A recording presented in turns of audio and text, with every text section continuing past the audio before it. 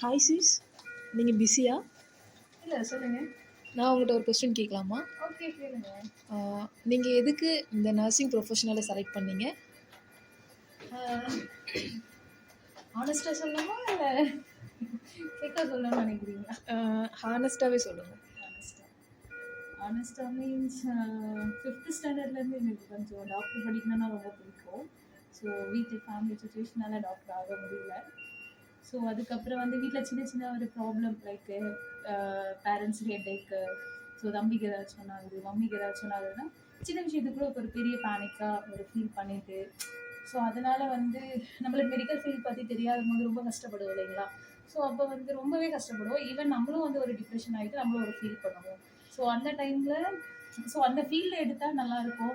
அதில் நம்மளால் முடிஞ்ச அளவுக்கு அடுத்தவங்களுக்கு வந்து ஹெல்ப் பண்ணலாம். ஸோ ஒரு மென்டல் சப்போர்ட் கொடுக்கலாம்.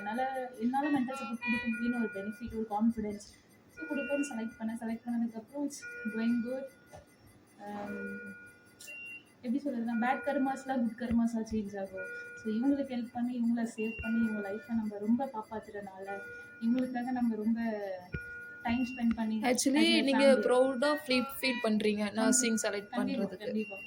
ஓகே, மற்ற விஷயங்கள்லாம் ஃபினான்ஷியலாக எப்படி நீங்கள் மேனேஜ் பண்ணுறீங்க? ஆஸ் ஏ நர்ஸாக, அதுவும் இந்தியன் நர்ஸாக ஃபினான்ஷியல் வந்துட்டு மேனேஜ் பண்ணுறது ரொம்பவே கஷ்டம். ஏன்னா நம்ம ஸ்டேட்டில், தமிழ்நாட்டில் சேலரிங்கிற அப்படிங்கிறது ரொம்பவே கம்மியாக இருக்குது. அதை பற்றி நீங்கள் என்ன நினைக்கிறீங்க? ஆக்சுவலாக நம்ம சஃபர் ஆகுற அளவுக்கு, நம்ம ஒர்க் பண்ணுற அளவுக்கு ப்ராப்பரான சேலரி நம்மளுக்காக வரதில்லை. ஸோ இப்போ நார்மலாக இந்த ஐடி ஃபீல் பண்ணுறவங்க, அவங்களெல்லாம் தப்பு சொல்ல விரும்பல. ஸோ அவங்க நார்மலாக ஒர்க் பண்ணுறவங்களுக்குலாம் அதிகமாக கிடைக்குது. ஈவன் உங்களுக்கு கோவிட் டைமில் எல்லாருக்குமே வந்து லீவ் கிடச்சிருக்கும். ஸோ நிறைய பேர் ஹோம் ரெஸ்ட் எடுத்திருப்பாங்க. ஈவன் எல்லாருக்குமே ரெஸ்ட் இருந்துச்சு. நம்ம மெடிக்கல் ஃபீல்டில் இருக்கிறவங்களுக்கு யாருக்குமே லீவ் கிடைக்கல, நம்ம ரெஸ்ட்டும் கிடையாது. ஈவன் நம்மளுக்கு ரெஸ்ட் வேணும்னாலும் எடுக்க முடியாது. ஒன்ஸ் நம்ம லீவ் போடுறோம்னா அதர் பர்சனாக லீவ் போட்டாங்கன்னா ஸோ பேஷண்ட்டை பார்க்கறதுக்கு யாருமே கிடையாது. ஸோ நம்ம வந்து ஆல்டர்னேட்டிவாக பண்ணிகிட்டே இருக்கணும். ஈவன் நம்ம ஃபேமிலியில் ஒருத்தர் சஃபர் ஆகுறாங்க, பிரச்சனை, ஒரு எமர்ஜென்சினால நம்மளால் லீவ் போட்டு போக முடியாது. ஏன்னா அந்த சுச்சுவேஷனில் இருக்கும். லீவ் பண்ணிக்கலாம். நம்ம ரெஸ்ட் இல்லாமல் நம்ம பட்டது 24 hours duty, 12 hours duty. So அதுக்கு சரியான சேலரி இருக்காது. சரியான சேலரி நம்மளுக்கு நெசசரி இல்லை. பட் இருந்தாலும் ஃபேமிலி சுச்சுவேஷனுக்காக நம்ம சேலரி நீடடாக இருக்கும்.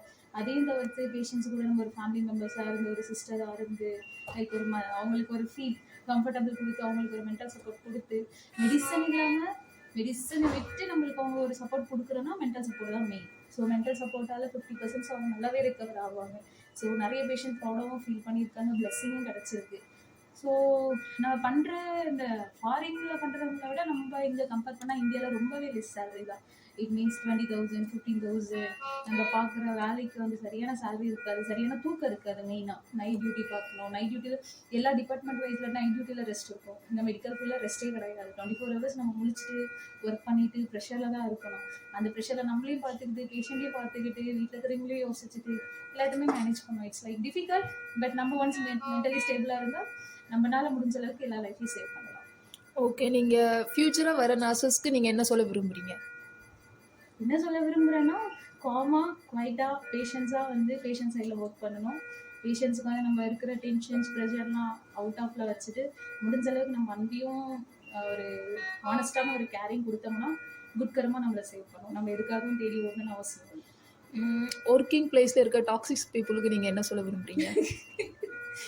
எல்லா பிளேஸ்லேயுமே வந்து டாக்ஸிக் பீப்புள்ஸ் இருப்பாங்க, இல்லைன்னு சொல்லவே மாட்டேன்.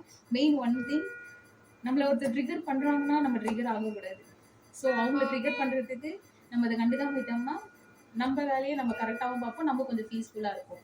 அவங்க ட்ரிகர் பண்ணுறாங்கன்னு தெரிஞ்சு நம்மளும் ட்ரிகர் ஆகி அவங்கள தேவையில்லாத டாக்ஸிக் பீப்பில் ஹாப்பியாக வச்சு நல்லவங்க எதுக்கு நம்ம இன்னும் கஷ்டப்படணும்?